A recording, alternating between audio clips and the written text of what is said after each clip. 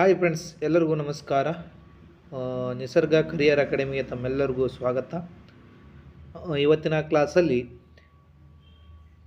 Geography related ಕ್ವಶನ್ಗಳನ್ನು ನೋಡ್ತಾ ಹೋಗೋಣ. ಇವು ಯಾವ ಡಿಪಾರ್ಟ್ಮೆಂಟಿಗೆ ಸಂಬಂಧಪಟ್ಟಿರ್ತಾವೆ ಅಂತ ನೋಡ್ತಾ ಹೋದಾಗ ಇಂಪಾರ್ಟೆಂಟಾಗಿ ಗೊತ್ತಿರಬೇಕು. ಇತ್ತೀಚೆಗೆ KEA ಕಾಲ್ಫರ್ ಮಾಡಿದ 708 ಪೋಸ್ಟ್ಗಳಿಗೆ ಸಂಬಂಧಿಸಿದ FDA ಮತ್ತು SDಗೆ ರಿಲೇಟೆಡ್ ಕ್ವಶನ್ ಆಗಿರ್ತಾವೆ ಸ್ನೇಹಿತರೆ. ಬರೀ ಜಿಯೋಗ್ರಫಿ ಅಲ್ಲ, 360 ಡಿಗ್ರಿಯಲ್ಲಿ ಕವರ್ ಮಾಡ್ತಾ ಹೋಗೋಣ.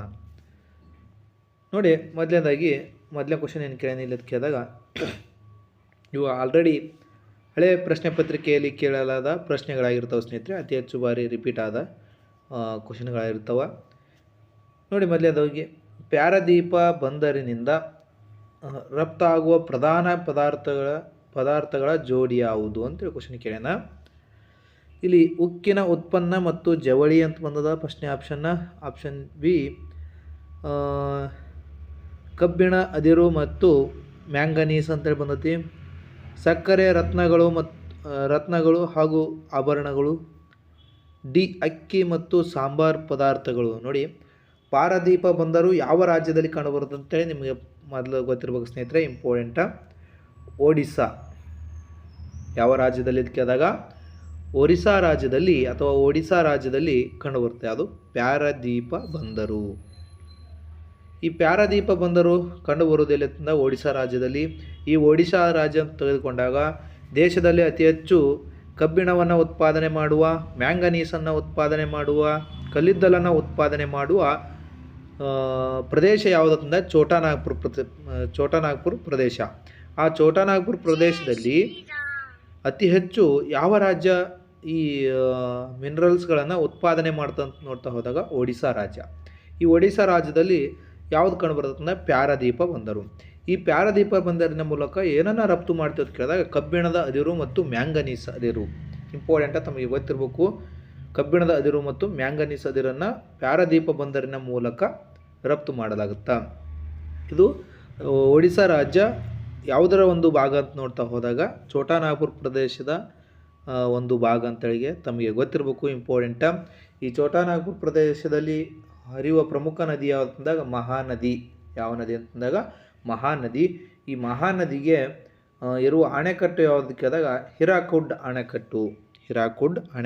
ದೇಶದ ಅತ್ಯಂತ ಉದ್ದವಾದ ಅಣೆಕಟ್ಟು ಯಾವುದು ಅಂತ ಕೇಳ್ತಾ ಹೋದಾಗ ತಮಗೆ ಗೊತ್ತಿರಬೇಕು, ಹಿರಾಕುಡ್ ಅಣೆಕಟ್ಟು ಅಂತೇಳಿ. ಇಂಪಾರ್ಟೆಂಟ. ನೆಕ್ಸ್ಟ್ ಕ್ವಶನ್ ನೋಡಿ, ಯಾವ ಬಗೆಯ ಮಣ್ಣು ಹೆಚ್ಚಿನ ನೀರನ್ನು ಹಿಡಿದಿಟ್ಟುಕೊಳ್ಳುವ ಸಾಮರ್ಥ್ಯ ಹೊಂದಿದೆ? ನೋಡಿ, ಈ ರೀತಿಯಾದ ಕ್ವಶನ್ಗಳು ಸಹ ಆಲ್ರೆಡಿ ಕೇಳಲಾಗ್ಯದ, ಮುಂದಾದರೂ ಸಹ ಕೇಳ್ತಾನೆ ಸ್ನೇಹಿತರೆ. ಇಂಪಾರ್ಟೆಂಟ್, ಇದೇ ರೀತಿ ಕ್ವಶನ್ ಬರಲ್ಲ. ಇದೇ ಮಣ್ಣುಗಳ ಮೇಲೆ ಏನಪ್ಪ ಅಂತಂದರೆ ಡಿಫ್ರೆಂಟಾಗಿ ಕ್ವಶನ್ಗಳನ್ನು ಕೇಳ್ತಾ ಹೋಗ್ತಾನೆ. ಕೆಂಪು ಮಣ್ಣು, ಜಂಬಿಟ್ಟಿಗೆ ಮಣ್ಣು, ಮೆಕ್ಕಲು ಮಣ್ಣು, ಡಿ ಜೇಡಿ ಮಣ್ಣು ಅಂತೇಳಿ ಆಪ್ಷನಲ್ಲಿ ಕೊಟ್ಟಿದ್ದಾನೆ ಸ್ನೇಹಿತರೆ. ಗೊತ್ತಿರಬೇಕು, ಅತಿ ಹೆಚ್ಚು ಹಿಡಿದಿಟ್ಟುಕೊಳ್ಳುವ ಮಣ್ಣು ಅಂದರೆ ಅತಿ ಹೆಚ್ಚು ನೀರನ್ನು ಹಿಡಿದಿಟ್ಟುಕೊಳ್ಳುವ ಮಣ್ಣು ಯಾವುದು ನೋಡ್ತಾ ಹೋದಾಗ ಜೇಡಿ ಮಣ್ಣು ಅಂತೇಳಿ ತಮಗೆ ಗೊತ್ತಿರಬೇಕು. ಯಾವುದು? ಜೇಡಿ ಮಣ್ಣು. ಹೌದಾ? ಕೆಂಪು ಮಣ್ಣಲ್ಲ. ಕೆಂಪು ಮಣ್ಣು ಏನಪ್ಪ ಅಂತಂದಾಗ ಅತಿ ಹೆಚ್ಚು ನೀರನ್ನು ಹಿಡಿದುಕೊಳ್ಳುವುದಿಲ್ಲ. ಅದೊಂಥರ ಏನಪ್ಪ ಅಂತಂದಾಗ ಮರಳು ಮಿಶ್ರಿತ ಕೆಂಪು ಮಣ್ಣಾಗಿರ್ತೈತಿ. ಹಾಗಾಗಿ ಅದು ನೀರನ್ನು ಜಾಸ್ತಿ ಹಿಡಿದಿಟ್ಟುಕೊಳ್ಳೋದಿಲ್ಲ. ಮೆಕ್ಕಲು ಮಣ್ಣು ಸಹ ಹಿಡಿದಿಟ್ಟುಕೊಳ್ಳೋದು. ನೋಡಿ, ಇಂಪಾರ್ಟೆಂಟ್, ತಮ್ಗೆ ಗೊತ್ತಿರಬೇಕು. ಅತಿ ಹೆಚ್ಚು ನೀರಿನ ಅಂಶವನ್ನು ಹಿಡಿದಿಟ್ಟುಕೊಳ್ಳುವ ಸಾಮರ್ಥ್ಯ ಯಾವ ಮಣ್ಣಿಗೆ ಇದೆ ಅಂತೇಳಿ ನೋಡ್ತಾ ಹೋದಾಗ ಜೇಡಿ ಮಣ್ಣು ಅಂತೇಳಿ ತಮಗೆ ಗೊತ್ತಿರಲಿ. ಮೆಕ್ಕಲು ಮಣ್ಣು ಅಂತ ಬಂದಾಗ ದೇಶದಲ್ಲಿ ಅತಿ ಹೆಚ್ಚು ಮೆಕ್ಕಲು ಮಣ್ಣು ಕಂಡುಬರೋದು ಉತ್ತರ ಮಹಾ ಮೈದಾನದಲ್ಲಿ. ದೇಶದಲ್ಲಿ ಅತಿ ಹೆಚ್ಚು ಕಂಡುಬರುವ ಮಣ್ಣು ಯಾವುದು ಅಂದಾಗ ಮೆಕ್ಕಲು ಮಣ್ಣು ಅಂತ ತಮಗೆ ಗೊತ್ತಿರಬೇಕು. ನದಿಯ ತೀರದಲ್ಲಿ ಕಂಡುಬರುವ ಮಣ್ಣೆ ಮೆಕ್ಕಲು ಮಣ್ಣು. ಅತಿ ಹೆಚ್ಚು ಪೋಷಕಾಂಶವನ್ನು ಹೊಂದಿದಂಥ ಮಣ್ಣು ಯಾವುದು ಅಂತ ಕೇಳಿದಾಗ ಮೆಕ್ಕಲು ಮಣ್ಣು ಅಂತೇಳಿ ತಮಗೆ ಗೊತ್ತಿರಬೇಕು. ಇಂಪಾರ್ಟೆಂಟ, ಸಮೃದ್ಧ ಮಣ್ಣು ಅಂತ ಕರಿತೀವಿ. ಮೆಕ್ಕಲು ಮಣ್ಣನ್ನು ಸಮೃದ್ಧ ಮಣ್ಣು ಅಂತೇಳಿ ಕರಿತೀವಿ. ಕಪ್ಪು ಮಣ್ಣನ್ನು ಪ್ರಾಚೀನ ಮಣ್ಣು ಅಂತ ಕರಿತೀವಿ. ಕೆಂಪು ಮಣ್ಣನ್ನು ಪ್ರಾಚೀನ ಮಣ್ಣು ಅಂತ ಕರಿತೀವಿ. ಮತ್ತು ಇನ್ನೊಂದು ಏನು ಕರಿತೀವಿ ಅಂತ ಕೇಳಿದಾಗ ತಮಗೆ ಗೊತ್ತಿರಬೇಕು. ಇಂಪಾರ್ಟೆಂಟ, ಕೆಂಪು ಮಣ್ಣು ಏನಪ್ಪ ಅಂತಂದಾಗ ಕೆಂಪಾಗಿ ಕಾಣಲು ಕಾರಣ ಏನಂತ ನೋಡ್ತಾ ಹೋದಾಗ ಅದರಲ್ಲಿರುವ ಫೆರಕ್ಸ್ ಆಕ್ಸೈಡ್ ಅಥವಾ ಕಬ್ಬಿಣದ ಆಕ್ಸೈಡ್ ಅಂತೇಳಿ ತಮಗೆ ಗೊತ್ತಿರಬೇಕು. ಇಂಪಾರ್ಟೆಂಟ. ಜಂಬಿಟ್ಟಿಗೆ ಮಣ್ಣು ಅಂತ ನೋಡ್ತಾ ಹೋದಾಗ ಜಂಬಿಟ್ಟಿಗೆ ಮಣ್ಣು ಮೇನಾಗಿ ಎಲ್ಲಿ ಕಂಡುಬರ್ತದೆ ನೋಡ್ತಾ ಹೋದಾಗ ಇಂಪಾರ್ಟೆಂಟ್ ತಮ್ಗೆ ಗೊತ್ತಿರಬೇಕು, ಪಶ್ಚಿಮ ಘಟ್ಟಗಳಲ್ಲಿ ಮತ್ತು ಈಶಾನ್ಯ ರಾಜ್ಯಗಳಲ್ಲಿ ಕಂಡುಬರುತ್ತೆ. ಅಂದರೆ 200 ಸೆಂಟಿಮೀಟರ್ಗಿಂತ ಹೆಚ್ಚು ಮಳೆ ಬೀಳುವ ಪ್ರದೇಶದಲ್ಲಿ ಕಂಡುಬರುವ ಮಣ್ಣೆ ಜಂಬಿಟ್ಟಿಗೆ ಮಣ್ಣು. ಇಂಪಾರ್ಟೆಂಟ್ ತಮಗೆ ಗೊತ್ತಿರಬೇಕು. ಈ ಮಣ್ಣಿನಲ್ಲಿ ಯಾವ ಬೆಳೆಗಳನ್ನು ಬೆಳೆಯಲಾಗುತ್ತೆ ಅಂತಾಗ ತೋಟಗಾರಿಕೆ ಅಥವಾ ದೀರ್ಘಾವಧಿಯ ಬೆಳೆಗಳನ್ನು ಬೆಳೆಯಲಾಗುತ್ತೆ ಇಲ್ಲಿ ಜಂಬಿಟ್ಟಿಗೆ ಮಣ್ಣಿನಲ್ಲಿ. ಉದಾಹರಣೆಗೆ ಕಾಫಿ, ರಬ್ಬರ್ ಈ ರೀತಿಯಾದ ಬೆಳೆಗಳನ್ನು ಜಂಬಿಟ್ಟಿಗೆ ಮಣ್ಣಲ್ಲಿ ಬೆಳೆಯಲಾಗುತ್ತದೆ ಅಂತ ತಮಗೆ ಗೊತ್ತಿರಬೇಕು. ನೆಕ್ಸ್ಟ್, ಇದಂತೂ ಮೋಸ್ಟ್ ಇಂಪಾರ್ಟೆಂಟ. ಇದರ ಮೇಲೆ ಹಲವಾರು ಬಾರಿ ರಿಪೀಟ್ ಆಗಿದ್ದಾವೆ ಸ್ನೇಹಿತರೆ. ಕ್ವಶನ್ ಏನಪ್ಪ ಅಂತಂದಾಗ ಗ್ರೇಟ್ ಬ್ಯಾರಿಯರ್ ರೀಪ್ ಡ್ಯಾಸ್ ಬಳಿ ಇದೆ ಅಂತೇಳಿ. ಅಂದರೆ ಗ್ರೇಟ್ ಬ್ಯಾರಿಯರ್ ರೀಪ್ ಅಂದರೆ ಇದೊಂದು ಕೋರಲ್ ಅಥವಾ ಹವಳದ ದಿಬ್ಬ ಅಂತ ಹೇಳ್ಬೋದು. ಹವಳದ ದಿಬ್ಬ ಅಥವಾ ಕೋರಲ್ ಜೀವಿಗಳು ಜೀವಿಸುವ ಒಂದು ಪ್ರದೇಶ. ಪ್ರಪಂಚದ ಅತ್ಯಂತ ದೊಡ್ಡದಾದ ರಿಪ್ ಯಾವುದಂತ ಕೇಳಿದಾಗ ಗ್ರೇಟ್ ಬ್ಯಾರಿಯರ್ ರಿಪ್. ಇದು ಡ್ಯಾಸ್ ಬಳಿ ಇದೆ ಅಂತ ನೋಡ್ತಾ ಹೋದಾಗ option A Australia, option B New Zealand, option C Ceylon, option D Indonesia ಅಂತೇಳಿ ಕೊಟ್ಟಿದ್ದಾನೆ ಸ್ನೇಹಿತರೆ. ಇಂಪಾರ್ಟೆಂಟ ತಮಗೆ ಗೊತ್ತಿರಬೇಕು, ಆಸ್ಟ್ರೇಲಿಯಾ ಅಂತೇಳಿ. ಗ್ರೇಟ್ ಬ್ಯಾರಿಯರ್ ರಿಪ್ ಕಂಡುಬರುವುದು ಎಲ್ಲಿಪ್ಪ ಅಂತ ನೋಡ್ತಾ ಹೋದಾಗ ಆಸ್ಟ್ರೇಲಿಯಾ ದೇಶದ ಈಶಾನ್ಯ ಭಾಗದಲ್ಲಿ ಕಂಡುಬರುತ್ತೆ ಅಂತೇಳಿ ತಮಗೆ ಗೊತ್ತಿರಬೇಕು. ಇಂಪಾರ್ಟೆಂಟ. ಯಾವ ಸಾಗರದಲ್ಲಿ ಅಂತ ನೋಡ್ತಾ ಹೋದಾಗ ಪೆಸಿಫಿಕ್ ಸಾಗರದಲ್ಲಿ ಕಂಡುಬರುತ್ತೆ. ಅದು ಗ್ರೇಟ್ ಬ್ಯಾರಿಯರ್ ರಿಪ್ ಅಂತೇಳಿ. ಗ್ರೇಟ್ ಬ್ಯಾರಿಯರ್ ರಿಪ್ ಇದು ಏನಪ್ಪ ಅಂತಂದಾಗ ಹವಳಕ್ಕೆ ಪ್ರಸಿದ್ಧಿಯನ್ನು ಪಡೆದುಕೊಂಡಿದೆ ಅಂತೇಳಿ ತಮಗೆ ಗೊತ್ತಿರಬೇಕಾಗಿದ್ದು ಇಂಪಾರ್ಟೆಂಟ. ನೆಕ್ಸ್ಟ್, ರಾಜ್ಯದಲ್ಲಿ ತಾರಾಪುರ್ ಇಂಪಾರ್ಟೆಂಟ್. ಇದು ಸಹ ಹಲವಾರು ಬಾರಿ ಕ್ವಶನ್ಗಳನ್ನು ಕೇಳ್ತಾ ಬಂದಿದ್ದಾನೆ ಸ್ನೇಹಿತರೆ. ತಾರಾಪುರ್ ನ್ಯೂಕ್ಲಿಯಸ್ ಶಕ್ತಿ ಸ್ಥಾವರದ ಮೇಲೆ ಹಲವಾರು ಬಾರಿ ಕ್ವಶನ್ಗಳನ್ನು ಕೇಳ್ತಾ ಬಂದಿದ್ದಾನೆ. ತಮಗೆ ಗೊತ್ತಿರಬೇಕು, ತಾರಾಪುರ್ ನ್ಯೂಕ್ಲಿಯಸ್ ಶಕ್ತಿ ಸ್ಥಾವರ ಯಾವ ರಾಜ್ಯದಲ್ಲಿದೆ ಅಂತೇಳಿ ಕ್ವಶನ್ ಇದೆ. Option A Rajasthan, option B Maharashtra, option C Karnataka, option D Tamil Nadu ಅಂತೇಳಿ ಆಪ್ಷನಲ್ಲಿ ಕೊಡ್ತಾ ಹೋಗಿದ್ದಾನೆ. ತಾರಾಪುರ್ ನ್ಯೂಕ್ಲಿಯಸ್ ಶಕ್ತಿ ಸ್ಥಾವರ ನೋಡಿ, ತಾರಾಪುರ್ ನ್ಯೂಕ್ಲಿಯಸ್ ಶಕ್ತಿ ಸ್ಥಾವರ ಕಂಡುಬರುವುದು ಎಲ್ಲಿ ಅಂತಂದಾಗ ಮಹಾರಾಷ್ಟ್ರ ಅಂತೇಳಿ ತಮಗೆ ಗೊತ್ತಿರಬೇಕು. ಇಂಪಾರ್ಟೆಂಟ. ದೇಶದ ಮೊದಲ ಯಾವುದು ನ್ಯೂಕ್ಲಿಯರ್ ಶಕ್ತಿ ಸ್ಥಾವರ ಯಾವುದಂತ ಕೇಳ್ತಾ ಹೋದಾಗ ತಾರಾಪುರ್ ಅಂತ ಗೊತ್ತಿರಬೇಕು. ಎಷ್ಟರಲ್ಲಿ ಸ್ಥಾಪನೆ ಅಂತಂದಾಗ 1969ರಲ್ಲಿ ತಾರಾಪುರ್ ಅಣು ವಿದ್ಯುತ್ ಸ್ಥಾವರ ಸ್ಥಾಪನೆ ಆಗುತ್ತಾ. ಎಲ್ಲಿ ಅಂತ ನೋಡ್ತಾ ಹೋದಾಗ ಮಹಾರಾಷ್ಟ್ರ ರಾಜ್ಯದಲ್ಲಿ. ಕರ್ನಾಟಕದಲ್ಲಿ ಕಂಡುಬರುವುದು ಯಾವುದಂದಾಗ ಕೈಗಾ ಅಂತೇಳಿ ತಮಗೆ ಗೊತ್ತಿರಬೇಕು. ಯಾವುದು? ಕೈಗಾ ಅಣು ವಿದ್ಯುತ್ ಸ್ಥಾವರ. ಇದು ಸಹ ಇಂಪಾರ್ಟೆಂಟ.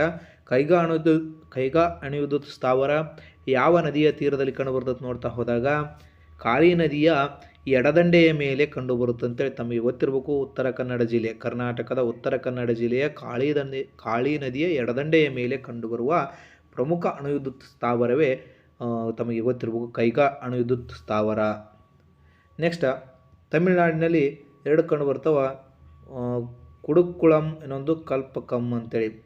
ಕುಡುಕ್ಕುಳಂ ಮತ್ತು ಕಲ್ಪಕಂ ಎಂಬ ಅಣು ವಿದ್ಯುತ್ ಸ್ಥಾವರಗಳು ಎಲ್ಲಿ ಕಂಡುಬರ್ತವೆ ಅಂದಾಗ ತಮಿಳುನಾಡು ರಾಜ್ಯದಲ್ಲಿ ಕಂಡುಬರುತ್ತವೆ ಅಂತೇಳಿ ತಮಗೆ ಗೊತ್ತಿರಬೇಕು.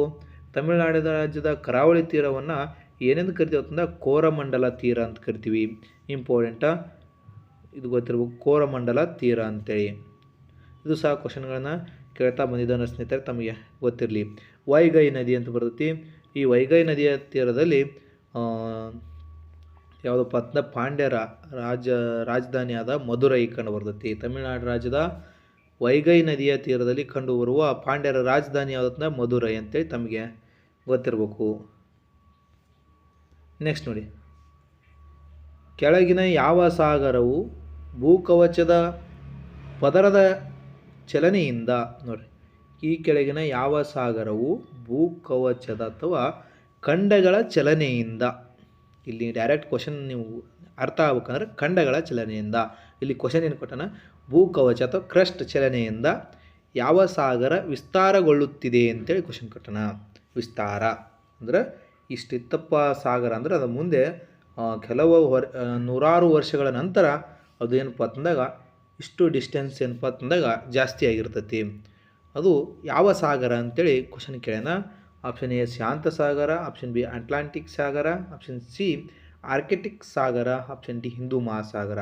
ತಮಗೆ ಗೊತ್ತಿರಬೇಕು ಎಸ್ ಆಕಾರದಲ್ಲಿ ಕಂಡುಬರುವ ಸಾಗರ ಅಟ್ಲಾಂಟಿಕ್ ಸಾಗರ ಏನಪ್ಪ ಅಂತಂದಾಗ ಭೂಕವಚದ ಪದರದ ಚಲನೆಯಿಂದ ಅದು ಅಟ್ಲಾಂಟಿಕ್ ಸಾಗರ ಏನಪ್ಪ ಅಂತಂದಾಗ ವಿಸ್ತಾರಗೊಳ್ತಾ ಹೋಗುತ್ತಿದೆ ಅಂತೇಳಿ ತಮಗೆ ಗೊತ್ತಿರಬೇಕಾದ ವಿಷಯ ಆಗಿರ್ತದೆ ಸ್ನೇಹಿತರೆ, ಇಂಪಾರ್ಟೆಂಟ.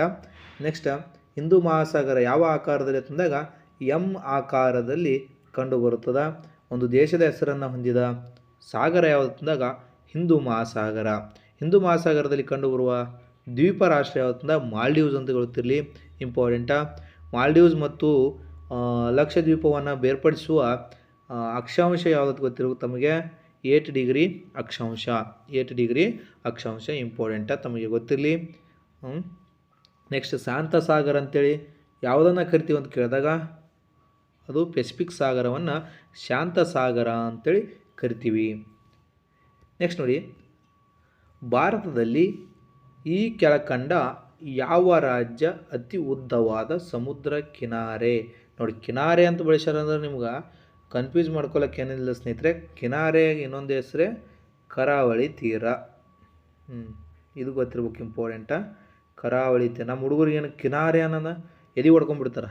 ಏನಪ್ಪ ಇದು ಕ್ವಶನ್, ಕಿನಾರೆ ಅಂತದಲ್ಲ, ಯಾವುದಕ್ಕೆ ಹಾಕೋದು ಆನ್ಸರ? ಈ ರೀತಿಯಾಗಿ ಥಿಂಕ್ ಮಾಡ್ತಾ ಹೋಗ್ತೀರಿ. ಇಂಪಾರ್ಟೆಂಟ್, ತಮಗೆ ಗೊತ್ತಿರ್ಬೇಕು ಕರಾವಳಿ. ಭಾರತದಲ್ಲಿ ಈ ಕೆಳಕಂಡ ಯಾವ ರಾಜ್ಯ ಅತಿ ಉದ್ದವಾದ ಸಮುದ್ರ, ನೋಡಿ ಇಲ್ಲಿ ಬಳಸನಲ್ಲ, ಸಮುದ್ರ ತೀರ ಅಥವಾ ಸಮುದ್ರ ಕರಾವಳಿ ತೀರ ಕಿನಾರೆ ಹೊಂದಿದೆ ಅಂತ ಕ್ವಶನ್ ಕೊಟ್ಟನ. ಕೇರಳ, ಒರಿಸ್ಸಾ, ಕರ್ನಾಟಕ, ಆಂಧ್ರ ಪ್ರದೇಶ್. ಇಲ್ಲಿ ನೀವು ಓದಿದ್ರೆ ಏನು ಓದಿರ್ತೀರಿ, ಬಿಡಪ್ಪ ಗುಜರಾತ್ ಅದ ಅಂತೇಳಿ ಥಿಂಕ್ ಮಾಡಿರ್ತೀರಿ. ಇಲ್ಲಿ ಆಪ್ಷನ್ನಲ್ಲಿ ಏನು ಕೊಟ್ಟ ನೋಡಿ ಸ್ನೇಹಿತರೆ, ಕೇರಳ, ಒರಿಸ್ಸಾ, ಕರ್ನಾಟಕ, ಆಂಧ್ರ ಪ್ರದೇಶ್. ನೀ ಇಲ್ಲಿ ಆಪ್ಷನ್ ಏನು ಕೊಟ್ಟನಲ್ಲ ಅದ್ರ ಪ್ರಕಾರ ನೀವು ಏನು ಮಾಡ್ತಾ ಹೋಗ್ಬೇಕು, ಆನ್ಸರನ್ನು ಮಾಡ್ತಾ ಹೋಗ್ಬೇಕು. ನೀವು ಏನಪ್ಪ ಇದು ಯಾವುದು ಗುಜರಾತೇ ಕೊಟ್ಟಿಲ್ಲ, ಇದು ರಾಂಗ್ ಕೊಟ್ಟನ, ಕ್ವಶನೇ ರಾಂಗ್ ಕೊಟ್ಟನ ಅಂತೇಳಿ ನೀವು ಬಿಟ್ಟು ಬರೋಂಗಿಲ್ಲ. ಗೊತ್ತಿರ್ಬೇಕು ತಮಗೆ ಆಂಧ್ರ ಪ್ರದೇಶ್ ಅಂತೇಳಿ 1000 ಕಿಲೋಮೀಟರ್ ಕರಾವಳಿ ತೀರವನ್ನು ಹಂಚಿಕೊಂಡಿದೆ. ಪೂರ್ವ ಕರಾವಳಿ ತೀರದಲ್ಲಿ ಅತಿ ಹೆಚ್ಚು ಕರಾವಳಿಯನ್ನು ಹಂಚಿಕೊಂಡಿರುವ ರಾಜ್ಯವೇ ಆಂಧ್ರ ಪ್ರದೇಶ್. ಎರಡನೇದು ತಮಿಳುನಾಡು. ಈ ಕಡೆ ಬಂದ್ರೆ ಪಶ್ಚಿಮ ಕಡೆಗೆ ಬಂದ್ರೆ ಅತಿ ಹೆಚ್ಚು ಹಂಚಿಕೊಂಡಿದ್ದು ಗುಜರಾತ, ಎರಡನೇದು ಮಹಾರಾಷ್ಟ್ರ. ಅತಿ ಹೆಚ್ಚು ಕರಾವಳಿಯನ್ನು ಹಂಚಿಕೊಂಡಿರುವ ರಾಜ್ಯ ಯಾವುದು ಪಶ್ಚಿಮದ ಕಡೆಗೆ. ಪೂರ್ವದ ಕಡೆಗೆ ಹೋದಂತೆ ಪೂರ್ವದ ಕರಾವಳಿ ತೀರಕ್ಕೆ ಹೋಗಿ ನೋಡಿದ್ರೆ ಅಲ್ಲಿ ಏನಪ್ಪ 4 ರಾಜ್ಯಗಳು ಬರ್ತಾವೆ. ಆ 4 ರಾಜ್ಯಗಳಲ್ಲಿ ಅತಿ ಹೆಚ್ಚು ಹಂಚಿಕೊಂಡಿದ್ದು ಆಂಧ್ರ ಪ್ರದೇಶ, ಎರಡನೇದು ತಮಿಳುನಾಡು ಅಂತೇಳಿ ತಮಗೆ ಗೊತ್ತಿರಬೇಕು. ಹೌದಾ? ಕರ್ನಾಟಕದ ಬರ್ತೈತಿ. ಕರ್ನಾಟಕದ 3 ಜಿಲ್ಲೆಗಳು ಕರಾವಳಿಯನ್ನು ಹಂಚಿಕೊಂಡವ. 320 ಕಿಲೋಮೀಟರ್ ಕರಾವಳಿಯನ್ನು ಏನಪ್ಪ ಅಂದಾಗ ಕರ್ನಾಟಕ ಕರಾವಳಿಯನ್ನು ಹಂಚಿಕೊಂಡಿದೆ ಅಂತೇಳಿ ತಮಗೆ ಗೊತ್ತಿರಬೇಕು. ಕೇರಳದ ಕರಾವಳಿ ತೀರವನ್ನು ಮಲಬಾರ್ ತೀರ ಅಂತ ಕರಿತೀವಿ. ಒರಿಸ್ಸಾದ ಉತ್ಕಲ ತೀರ, ಆಂಧ್ರ ಪ್ರದೇಶದ ಸರ್ಕಾರಿ ತೀರ, ಕರ್ನಾಟಕದ ಕೆನರಾ ತೀರ ಅಂತೇಳಿ ಕರಿತೀವಿ.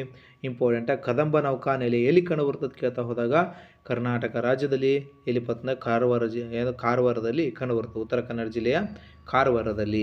ಇಂಪಾರ್ಟೆಂಟ. ರವೀಂದ್ರನಾಥ್ ಟ್ಯಾಗೂರ್ ಬೀಚ್ ಯಾವ ರಾಜ್ಯದಲ್ಲಿ ಕಂಡು ಬರ್ತದೆ? ಕರ್ನಾಟಕ ರಾಜ್ಯದಲ್ಲೇ ಕಂಡು ಬರುತ್ತೆ. ಇಂಪಾರ್ಟೆಂಟ, ತಮಗೆ ಗೊತ್ತಿರಬೇಕು. ನೆಕ್ಸ್ಟ್ ನೋಡಿ, ಈ ಕೆಳಗಿನ ಯಾವುದು ಭಾರತದಲ್ಲಿ ಪ್ರಧಾನ ಖಾರಿಫ್ ಬೆಳೆ ಅಲ್ಲ? ನೋಡಿ, ಈ ಖಾರಿಫ್ ಬೆಳೆ, ರಬಿ ಬೆಳೆ ನೀವು ಏನಪ್ಪ ಅಂತಂದ್ರೆ ಜಾಸ್ತಿ ಕನ್ಫ್ಯೂಸ್ ಮಾಡ್ಕೋತಾ ಹೋಗ್ತೀರಿ. ಗೊತ್ತಿರಬೇಕು, ಕನ್ಫ್ಯೂಸ್ ಮಾಡ್ಕೊಳ್ಳೋಕೆ ಏನಿಲ್ಲ. ಖಾರಿಫ್ ಬೆಳೆ ಅಲ್ಲ ಅಂತ ಕೇಳಿದಾಗ ಗೊತ್ತಿರ್ಬೇಕು ತಮಗೆ ಭತ್ತ ಒಂದು ಖಾರಿಫ್ ಬೆಳೆ ಅಥವಾ ಮುಂಗಾರು ಬೆಳೆ ಅಂತ ಕರಿತೀವಿ. ನಾವು ಆಡು ಭಾಷೆಯಲ್ಲಿ ಅಂತ ಕರಿತಾ ಅಂದಾಗ ಮುಂಗಾರು ಬೆಳೆಗಳಂತ ಕರಿತಾ ಹೋಗ್ತೀವಿ. ಭತ್ತ ಅಂತ ಗೊತ್ತಿರಬೇಕು, ಮುಸುಕಿನ ಜೋಳ, ಹತ್ತಿ ಇವೆಲ್ಲ ಅಂತಂದಾಗ ಮುಂಗಾರಿನ ಬೆಳೆಗಳು. ಅದಾದ ನಂತರ ಇಲ್ಲಿ ಕ್ವಶನ್ ಕೇಳಿದ ಪ್ರಕಾರ ಆನ್ಸರ್ ಯಾವುದು ಅಂತಂದಾಗ ಗೋಧಿ ಆಗುತ್ತೆ ಅಂತೇಳಿ ತಮ್ಗೆ ಗೊತ್ತಿರಲಿ. ಗೋಧಿ ಮತ್ತು ಬಾರ್ಲಿ ಇವು ಏನಪ್ಪ ಅಂತಂದಾಗ ರಬಿ ಬೆಳೆಗಳು. ಗೋಧಿ ಮತ್ತು ಬಾರ್ಲಿ ರಬಿ ಬೆಳೆಗಳಾಗಿರ್ತವೆ. ಹಾಗಾಗಿ ತಮಗೆ ಗೊತ್ತಿರಬೇಕು, ಇಂಪಾರ್ಟೆಂಟ್. ಭತ್ತ, ಮುಸುಕಿನ ಜೋಳ, ಹತ್ತಿ, ಭತ್ತ ಇವು ಏನಪ್ಪ ಅಂತಂದಾಗ ಪ್ರಮುಖವಾದ ಖಾರಿಫ್ ಬೆಳೆಗಳು. ಇವುಗಳ ಮೇಲೆ ಕ್ವಶನ್ಗಳನ್ನು ಕೇಳ್ತಾ ಹೋಗ್ತಾನೆ. ಸೌತೆಕಾಯಿ ಇದೊಂದು ಜೈಡ್ ಬೆಳೆ. ಇದು ಸಹ ಕ್ವಶನ್ ಕೇಳೋಣ. ಕಲ್ಲಂಗಡಿ ಕಾಯಿ ಇವೆಲ್ಲ ಏನಪ್ಪ ಅಂತಂದಾಗ ಜೈಡ್ ಬೆಳೆ ಅಂತ ಕರಿತೀವಿ. ಬೇಸಿಗೆ ಕಾಲದಲ್ಲಿ ಬೆಳೆಯುವಂಥ ಬೆಳೆಗಳು. ನೆಕ್ಸ್ಟ್ ನೋಡಿ, ಕರ್ನಾಟಕದಲ್ಲಿ ಈ ಕೆಳಗಿನವುಗಳಲ್ಲಿ ಪಶ್ಚಿಮದ ಕಡೆಗೆ ಹರಿಯದಿರುವ ನದಿ ಯಾವುದು? ನೋಡಿ, ಕರ್ನಾಟಕದಲ್ಲಿ ಈ ಕೆಳಗಿನವುಗಳಲ್ಲಿ ಪಶ್ಚಿಮದ ಕಡೆಗೆ ಹರಿಯದಿರುವ ನೋಡಿ ಕರೆಕ್ಟ್ ಕ್ವಶನ್ ಓದಬೇಕು. ಹರಿಯದಿರುವ, ಹರಿಯುವ ಅಂತ ಓದಿಬಿಟ್ರಂದ್ರೆ ಏನಾಗಿಬಿಡ್ತದೆ ಅಂದಾಗ ನೀವು ಆನ್ಸರನ್ನು ರಾಂಗ್ ಹಾಕಿ ಬರ್ತೀರಿ. ಇಲ್ಲಿ ಹರಿಯದಿರುವ, ಆ ಮೂಲಕ ಹಾದು ಹೋಗದಿರುವ, ಪಶ್ಚಿಮದ ಕಡೆಗೆ ಹರಿಯುವ ನದಿ, ಹರಿಯದೇ ಇರುವ ನದಿ ಯಾವುದು ಅಂತೇಳಿ ಕ್ವಶನ್ ಕೇಳೋಣ. ಕಾಳಿ, ಅಘನಾಶಿನಿ, ಶರಾವತಿ, ಲಕ್ಷ್ಮಣ ತೀರ್ಥ. ಇಲ್ಲಿ ಕಾಳಿ ನೋಡಿದ್ರೆ ನಾವು ಪಶ್ಚಿಮ ಕರಿತೈತಿ. ಎಲ್ಲಿಪ್ಪ ಅಂತಂದಾಗ ಉತ್ತರ ಕನ್ನಡ ಜಿಲ್ಲೆಯಲ್ಲಿ ಹುಟ್ಟಿ ಪಶ್ಚಿಮಕ್ಕೆ ಹರಿದು ಕರಾವಳಿಯನ್ನು ಸೇರ್ತೈತಿ, ಕಾರವಾರದ ಬಳಿ. ಶರಾವತಿಯನ್ನು ನೋಡ್ತಾ ಹೋದರೆ ಹೊನ್ನಾವರ. ತಮ್ಮನ್ನ ಏನಪ್ಪ ಅಂತಂದಾಗ ರೀಲ್ಸ್ಗಳಲ್ಲಿ ನೋಡ್ತಾ ಬರ್ತೀರಿ. ಏನಪ್ಪ ಅಂತಂದಾಗ ಇಂಥವೆಲ್ಲ ಏನಪ್ಪ ಅಂತಂದಾಗ ರೀಲ್ಸ್ ಮೂಲಕನೂ ಸಹ ಕಲಿಬೋದು. ರೀಲ್ಸ್ ಅಂತಂದಾಗ ಬರೀ ರೀಲ್ಸ್ ನೋಡ್ಕೊತಂದ್ರೆ ಎಲ್ಲ ಅಲ್ಲೇ ಕಲಿಯೋದಾಗಲ್ಲ, ಕೆಲವೊಂದಿಷ್ಟನ್ನು ನೋಡಿ ಕಲಿಬೇಕಂತ. ಅವು ಯಾವಪ್ಪ ಅಂತಂದಾಗ ಶರಾವತಿ ನದಿ ತೀರದಲ್ಲಿ ಇರೋದು ಯಾವ್ದಂದ್ರೆ ಹೊನ್ನಾವರ. ಹೊನ್ನಾವರ ಏನಪ್ಪ ಅಂತಂದ್ರೆ ಟೂರಿಸ್ಟ್ ಪ್ಲೇಸ್ಗಳಿಗೆ ಏನಪ್ಪ ಪ್ರಸಿದ್ಧಿ. ಯಾವ ನದಿ ತೀರದ? ಶರಾವತಿ ನದಿ. ಇದು ಸಹ ಪಶ್ಚಿಮ ಕರಿತೈತಿ, ಅರಬ್ಬಿ ಸಮುದ್ರ ಸೇರ್ತೈತಿ. ನೆಕ್ಸ್ಟ್ ಅಘನಾಶಿನಿ. ಅಘನಾಶಿನಿ ನೋಡ್ತಾ ಹೋದಾಗ ಉತ್ತರ ಕನ್ನಡ ಜಿಲ್ಲೆಯಲ್ಲಿ ಹುಟ್ಟಿ ಏನಪ್ಪ ಅಂತಂದಾಗ ಅರಬ್ಬಿ ಸಮುದ್ರವನ್ನು ಸೇರ್ತೈತಿ. ಇದು ಸಹ ಪಶ್ಚಿಮಕ್ಕೆ ಹರಿಯುವ ನದಿ. ಇಲ್ಲಿ ಹರಿಲಾರದ ನದಿ ಯಾವುದು? ಪಶ್ಚಿಮಕ್ಕೆ ಹರಿಯದೇ ಇರುವ ನದಿ ಯಾವುದು ಅಂತ ಕೇಳಿದಾಗ ಲಕ್ಷ್ಮಣ ತೀರ್ಥ ನದಿ. ಲಕ್ಷ್ಮಣ ತೀರ್ಥ ನದಿ ಅಂತ ಹೇಳಿ ತಮಗೆ ಗೊತ್ತಿರಬೇಕು. ಇದು ಯಾವ ನದಿಯ ಉಪನದಿ ಅಂತ ಗೊತ್ತಿದ್ದರೆ ಇದಕ್ಕೆ ಆನ್ಸರ್ ಮಾಡ್ಬೋದಾಗಿತ್ತು ನೀವು. ಏನಪ್ಪ ಅಂತಂದಾಗ ಕಾವೇರಿ ನದಿಯ ಉಪನದಿ. ಕಾವೇರಿ ನದಿಯ ಉಪನದಿ ಲಕ್ಷ್ಮಣ ತೀರ್ಥ ನದಿ. ಯಾವ ಜಿಲ್ಲೆಯಲ್ಲಿ ಉಗಮ ಅಂತಂದ್ರೆ ಕೊಡಗು ಜಿಲ್ಲೆಯಲ್ಲಿ ಉಗಮ ಅಂತದ್ದು ಯಾವುದು? ಲಕ್ಷ್ಮಣ ತೀರ್ಥ ನದಿ. ಇಂಪಾರ್ಟೆಂಟ್, ತಮಗೆ ಗೊತ್ತಿರಬೇಕು. ಈ ಲಕ್ಷ್ಮಣ ತೀರ್ಥ ನದಿಗೆ ಒಂದು ಜಲಪಾತ ಐತಿ. ಅದು ಯಾವುದಂದ್ರೆ ಇರ್ಪು ಜಲಪಾತ. ಯಾವ ಜಲಪಾತ? ಇರ್ಪು ಜಲಪಾತ ಕೊಡಗು ಜಿಲ್ಲೆಯಲ್ಲಿ ಕಂಡುಬರ್ತದೆ. ಇದು ಸಹ ಆಲ್ರೆಡಿ ಕ್ವಶನ್ ಆಗೈತಿ PSIಗೆ ಆಲ್ರೆಡಿ. ಮತ್ತೇನಪ್ಪ ಅಂತಂದಾಗ FDಯಲ್ಲಿ ಕೇಳ್ಬೋದು. ನೆಕ್ಸ್ಟ್ ನೋಡಿ, ಕೈಗಾ ಅಣುಶಕ್ತಿ ಸ್ಥಾವರವು ಈ ನದಿಯ ದಂಡೆಯಲ್ಲಿದೆ. ನೋಡಿ, ಹಿಂದೆ ಚರ್ಚೆ ಮಾಡಿದ್ದೀವಿ, ಮುಂದೆ ಅದಕ್ಕೆ ಕ್ವಶನ್ಗಳನ್ನು ಕೇಳ್ತಾ ಬಂದಿದ್ದಾನೆ ಆಲ್ರೆಡಿ. ಇದು 2ರಿಂದ 3 ವರ್ಷದ ಕ್ವಶನ್ ಪೇಪರ್ನಲ್ಲಿ ಅತಿ ಹೆಚ್ಚು ಬಾರಿ ಕೇಳಲಾದ ಪ್ರಶ್ನೆಗಳನ್ನು ತೆಗೆದುಕೊಂಡು ಬಂದೀನಿ. ಆಲ್ರೆಡಿ ಈ ರೀತಿಯಾಗಿ ಕ್ವಶನ್ಗಳನ್ನು ರಿಪೀಟ್ ಆಗಿದ್ದಾವೆ ಸ್ನೇಹಿತರೆ. ಇಂಪಾರ್ಟೆಂಟ್ ತಮಗೆ ಗೊತ್ತಿರಬೇಕು. ಈ ಅಣುವಿದ್ಯುತ್ ಸ್ಥಾವರಗಳವಲ್ಲ, ಇವು ಯಾವ ನದಿಯ ತೀರದಲ್ಲಿ ಕಂಡುಬರ್ತಾವೆ, ಯಾವ ರಾಜ್ಯದಲ್ಲಿ ಕಂಡುಬರ್ತಾವೆ ಅಂತೇಳಿ ತಮಗೆ ಗೊತ್ತಿರಬೇಕು. Important. Option A Kali, Tungabhadra, Krishna, Palar. ನಾವು ಹಿಂದಿನ ಸ್ಲೈಡಲ್ಲಿ ನೋಡ್ತಾ ಹೋದಂತೆ ಕಾಳಿ ನದಿಯ ಎಡದಂಡೆಯಲ್ಲಿ ಕಂಡುಬರುತ್ತೆ. ಅದು ಕೈಗಾ ಅಣುವಿದ್ಯುತ್ ಸ್ಥಾವರ, ಕರ್ನಾಟಕ ರಾಜ್ಯದ ಉತ್ತರ ಕನ್ನಡ ಜಿಲ್ಲೆಯಲ್ಲಿ. ಇಲ್ಲಿ ತುಂಗಭದ್ರಾ ಅಂತ ಕೊಟ್ಟನ. ತುಂಗಭದ್ರಾ ನದಿಗೆ ಒಂದು TB ಡ್ಯಾಮ್ ಅಂತ ಕಟ್ಟಲಾಗಿದೆ. ತುಂಗಭದ್ರಾ ಡ್ಯಾಮ್ ಅಂತ ಕರಿತೀವಿ. ಇದಕ್ಕೆ ತುಂಗಭದ್ರಾ ಡ್ಯಾಮಿಗೆ ಇನ್ನೊಂದು ಹೆಸರು ಕರಿತೀವಿ, ಪಂಪಸಾಗರ ಅಂತ ಕರಿತೀವಿ. ಇಂಪಾರ್ಟೆಂಟಾಗಿ ಗೊತ್ತಿರಬೇಕು. ತುಂಗಭದ್ರಾ ನದಿಗೆ ನಿರ್ಮಿಸಲಾದ ತುಂಗಭದ್ರಾ ಜಲಾಶಯದ ಇನ್ನೊಂದು ಹೆಸರೇ ಪಂಪಸಾಗರ ಜಲಾಶಯ. ಇಂಪಾರ್ಟೆಂಟಾಗಿ ಗೊತ್ತಿರಬೇಕು. ಕೃಷ್ಣಾ ನದಿಯ ಒಂದು ಉಪನದಿ ಯಾವುದು? ತುಂಗಭದ್ರಾ. ಇಂಪಾರ್ಟೆಂಟಾಗಿ ತಮಗೆ ಗೊತ್ತಿರಬೇಕು. ನೆಕ್ಸ್ಟ್, ಕೈಗಾ ಅಣು ವಿದ್ಯುತ್ ಯೋಜನೆಯನ್ನು ಯಾವ ನದಿಯ ಯಾವ ದಂಡೆಯ ಮೇಲೆ ಸ್ಥಾಪಿಸಲಾಗಿದೆ? ನೋಡಿ, ಮತ್ತೆ ಕೇಳಿದಾನ ಕ್ವಶನ್, ಕೈಗಾ ಅಣು ವಿದ್ಯುತ್ ಸ್ಥಾವರದ ಮೇಲೆ. ನೋಡಿ, ಈ ರೀತಿಯಾದ ಕ್ವಶನ್ಗಳನ್ನು ಕೇಳ್ತಾ ಹೋಗ್ತಾನಂತೆ. ಯಾರೂ ಏನಪ್ಪ ಅಂತಂದಾಗ ವಿಚಾರ ಸಹ ಮಾಡಿರಲಿಲ್ಲ. ಈ ರೀತಿಯಾದ ಕ್ವಶನ್ಗಳನ್ನು ಸಹ ಕೇಳ್ತಾ ಹೋಗಿದ್ದಾನೆ ನೋಡಿ. ಅಂದರೆ ಅಲ್ಲಿ ಉದ್ದೇಶ ಏನಾಗಿರಲ್ಲ, ಅಲ್ಲಿ ಏನಾಗಿರ್ತದೆ ಅಂದಾಗ ನಿಮ್ಮನ್ನು ತೆಗೆದು ಹಾಕೋದು ಅವ್ರ ಉದ್ದೇಶ. ತೆಗೆದು ಹಾಕಿ ಅಲ್ಲಿ ಎಷ್ಟು ಜನರು ಬೇಕಪ್ಪ ಅಷ್ಟು ಜನರನ್ನು ಆಯ್ಕೆ ಮಾಡಿಕೊಳ್ಳುವುದು ಅವರ ಉದ್ದೇಶವಾಗಿರ್ತೈತಿ. ಹಾಗಾಗಿ ಈ ರೀತಿಯಾದ ಕ್ವಶನ್ಗಳನ್ನು ಸಹ ಕೇಳ್ತಾ ಹೋಗ್ತಾನೆ. ಕಾಳಿ ನದಿಯ ಎಡದಂಡೆಯ ಮೇಲೆ ಇದೆ ಯಾವುದು? ಕೈಗಾ ಅಣು ವಿದ್ಯುತ್ ಸ್ಥಾವರ ಅಥವಾ ಯೋಜನೆ. ಇವು ನದಿಗಳ ಬಗ್ಗೆ ತಮಗೆ ಗೊತ್ತಿರಬೇಕು. ನದಿ ಓದನ ಆ ಕಾವೇರಿ ಹಿಂದೆ ಹೋದೆ, ಈ ಕಾವೇರಿ ಹಿಂದೆ ಹೋದೆ, ಆ ತುಂಗಭದ್ರಾ ಹಿಂದೆ ಹೋದೆ, ಮಾರಮ್ಮನ ಹಿಂದೆ ಹೋದೆ, ಕಾಳಮ್ಮನ ಹಿಂದೆ ಹೋದೆ, ಅದೆಲ್ಲ ಮಾಡೋಕ್ಕೆ ಹೋಗಬೇಡಿ. ನದಿಗಳ ಬಗ್ಗೆ ಓದ್ತಾ ಬನ್ನಿ. ಮತ್ತು ಆದಷ್ಟು ಕಾಂಪಿಟೇಟಿವ್ ಎಕ್ಸಾಮನ್ನು ಫೋಕಸ್ ಮಾಡಿ. ಯಾಕಂತಂದಾಗ ಆಲ್ರೆಡಿ ಕಾಲ್ಫರ್ಮ್ ಆಗ್ತಾ ಇದ್ದಾವೆ. ಮುಂದಾದರೂ ಏನಪ್ಪ ಅಂತಂದ್ರೆ PC, PSI, SD, FD, ಈಗ SD, FD ಆಗಿದ್ದಾವೆ. ಮುಂದೇನಪ್ಪ ಅಂತಂದಾಗ ಅಬಕಾರಿ ESI ಕರಿತಾನೆ. ಇಂಪಾರ್ಟೆಂಟಾ, ಅದು ಸಹ ಏನಪ್ಪ ಅಂತಂದ್ರೆ ಒಳ್ಳೆಯ ಪೋಸ್ಟು. ಚೆನ್ನಾಗಿ ಓದಿ. ಇಷ್ಟು ಇವತ್ತಿನ ಕ್ಲಾಸ್ ಆಗಿರ್ತದೆ ಸ್ನೇಹಿತರೆ. Thank you so much. ಇವತ್ತಿನ ಕ್ಲಾಸ್ ತಾವು ಇಲ್ಲಿವರೆಗೆ ನೋಡಿದ್ದಕ್ಕಾಗಿ ಥ್ಯಾಂಕ್ ಯು. ಬಾಯ್.